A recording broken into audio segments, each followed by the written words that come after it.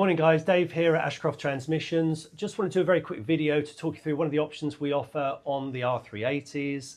So in the R380 we have 7 bearings. We've got 5 taper roller bearings, 2 here, 1 here, 1 here, 1 here. Then in the rear housing here we've got 2 cylindrical roller bearings. We do an upgrade on those 2 cylindrical bearings because they failed prematurely. The genuine brand is RHP, but no longer available because the R380 is not current production. There were then 3 other brands made. It probably wouldn't be right to name them, but I've tried them all and it was an expensive mistake. In 3 or 4 months of heavy use, they'll come back and bearings failed. We decided, having done that, we had no option other than to make our own. Ours, we have specially manufactured for us by an Austrian company called NKE, which are a quality brand. They're a very good bearing. By all means, research it. And that's the brand of bearing that goes in all of our R380s. Going back to why we're doing this. Now the RHP, as I mentioned, is a good brand, but with heavy use they go wrong.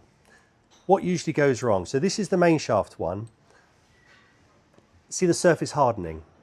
Obviously that bearing face should be a nice clean ground face, like this diameter. If you look at that closely, you can see the pitting. It's totally worn through. That bearing would be noisy. That's the main shaft one. This is a failed lay shaft one. Look at this wear groove here. Now this isn't pitted in the same way, but terrible wear groove. Both of these would have been noisy. Now these are good bearings, these are the RHP ones, but as I say, they still go wrong with heavy use. All of the bearings that we use, whether they be the standard ones or the heavy duty ones, are again made by NKE. We find the standard ones are as good, if not better, than the genuine RHP. But we do an upgrade on these. So this is the standard main shaft bearing. This is the heavy duty main shaft bearing.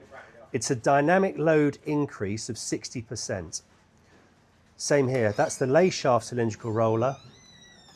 So the first thing we do is put it in the CNC mill and open up the diameter for the new larger main shaft bearing. So how do we fit these? Then we swap it to our other CNC mill and do the same thing, put in the new larger bore for the lay shaft roller bearing. We also make a new oil pump, larger diameter, a new end cover plate, and new gaskets and a couple of other little bits ready for the fitting process.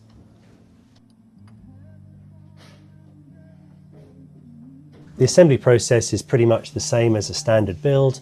The pump gets pressed in. Notice we have twice the number of screws in the new heavy duty pump to reduce the likelihood of any leaks.